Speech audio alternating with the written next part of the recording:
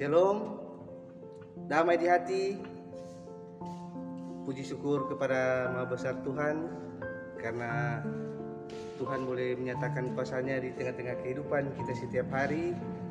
Amat terlebih di pagi hari ini kita boleh dibangunkan oleh Tuhan, dan oleh sebab itu kita akan beribadah, memuji, memuliakan nama Tuhan. Dan untuk itu mari kita berdoa. Ya Tuhan Allah, Bapa di dalam sorga, Bapa yang selalu kami puji, kami sembah, kami muliakan. Kami bersyukur ya Tuhan, kami mempunyai Allah seperti Engkau. Bapa di sorga, di pagi hari ini Tuhan, kami akan belajar kembali kebenaran firman-Mu. Biarlah Engkau akan kuasai tempat ini Tuhan, kuasai hati dan pikiran kami, agar firman Tuhan yang akan kami baca dan renungkan sebentar, itu benar-benar kami mengerti dan dapat kami pahami dengan baik. Hamba-Mu ini Tuhan, kiranya Roh Kudus-Mu bekerja atas hamba, agar hamba boleh menyampaikan firman-Mu itu sesuai dan seturut dengan kehendak-Mu. Berfirmanlah Tuhan kepada kami semua, karena kami sudah siap dan rindu mendengarkannya. Di dalam nama Tuhan Yesus kami berdoa. Amin. Saudara-saudara yang diberkati Tuhan kita Yesus Kristus, baiklah, di kesempatan ini kita akan membaca Alkitab yang terambil dalam Matius 10 ayat 18 hingga ayat yang ke-20. Matius pasal 10 ayat 18 hingga ayatnya yang ke-20, sesuai dengan renungan harian keluarga. Dan karena aku, kamu akan digiring ke muka penguasa-penguasa dan raja-raja sebagai suatu kesaksian bagi mereka dan bagi orang-orang yang tidak mengenal Allah. Apabila mereka menyerahkan kamu, janganlah kamu khawatir akan bagaimana dan akan apa yang harus kamu katakan, karena semuanya itu akan dikaruniakan kepadamu pada saat itu juga.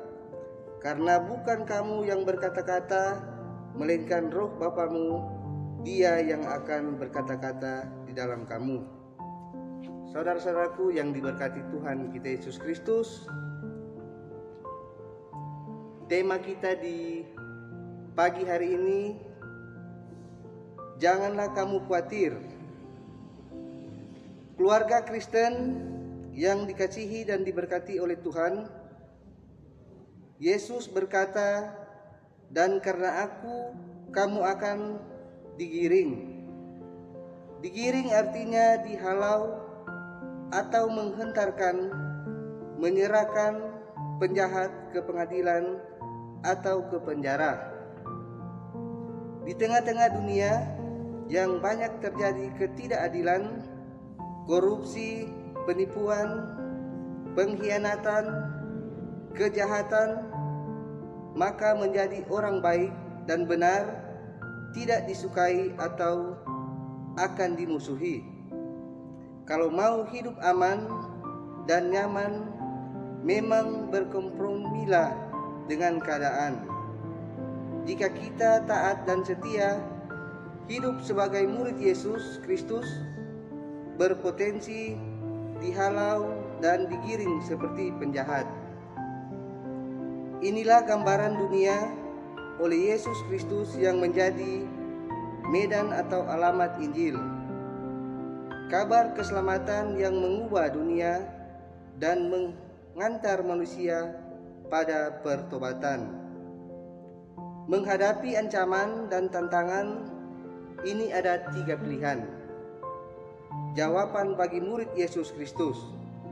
Yang pertama, berkompromi berarti hidup aman. Yang kedua, taat dan setia melakukan firman Tuhan berarti hidup tidak nyaman. Dan yang ketiga, tidak berkompromi tetapi berdiam diri terhadap kejahatan dan tidak melakukan firman Tuhan berarti hidup aman dan nyaman. Kita khawatir jika tidak ada kebutuhan dasar, yaitu makanan, minuman, dan pakaian. orang berkompromi dan berdiam diri terhadap kejahatan. Karena kekhawatiran ini, Yesus berkata, "Janganlah kamu khawatir." Pilihan murid Yesus Kristus adalah mengikuti firman Tuhan. "Lihatlah, aku memperhadapkan kepadamu pada hari ini berkat dan kutuk. Berkat apabila kamu mendengarkan perintah Tuhan Allahmu yang kusampaikan kepadamu pada hari ini. Dan kutuk jika kamu tidak mendengarkan perintah Tuhan Allahmu dan menyimpang dari jalan yang kuperintahkan kepadamu pada hari ini dengan mengikuti Allah lain yang tidak kamu kenal." Itu dapat kita baca dalam Ulangan 11 ayatnya yang ke-26. Memilih mengikuti atau berkompromi terhadap kejahatan berarti mengikuti kuasa roh jahat yang dikendalikan oleh iblis. Berdiam diri terhadap kejahatan sama dengan melakukan dosa. Jadi, jika seorang tahu bagaimana ia harus berbuat baik, tetapi ia tidak melakukannya, ia berdosa. Itu dapat kita baca dalam Yakobus 4 ayat 17. Pilihan ini berakibat kutuk bagi kehidupan pribadi dan keluarga. Saudara-saudaraku yang diberkati Tuhan kita Yesus Kristus, pilih dan berjalanlah di jalan yang diteladaninya. Tetaplah taat dan setia menjalani hidup mengikuti firman Tuhan, walaupun jalannya penuh hambatan, tantangan, godaan, dan tahu adalah Allah yang mengaruniakan dan menyediakan kepada kita semua. Karena semuanya itu akan dikaruniakan kepadamu pada saat itu juga. Terpujilah firman Tuhan dari sekarang sampai selama-lamanya. Amin. Mari kita berdoa.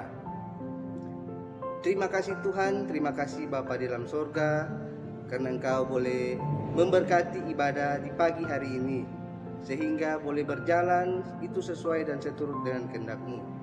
Biarlah Bapa di sorga, firman yang sudah kami baca dan renungkan tadi, itu benar-benar dapat kami lakukan dan dapat kami praktikkan dimanapun kami pergi dan berada. Agar supaya Tuhan, kami boleh menyampaikan kabar sukacita ini kepada semua orang, agar banyak orang diberkati. Terima kasih Tuhan, terima kasih Bapa di sorga. Inilah doa dan permohonan kami yang kami bawa naik hanya di dalam nama Tuhan Yesus yang adalah Tuhan dan Juru Selamat kehidupan kami. Amin. Demikianlah ibadah kita sudah selesai. Shalom, damai di hati.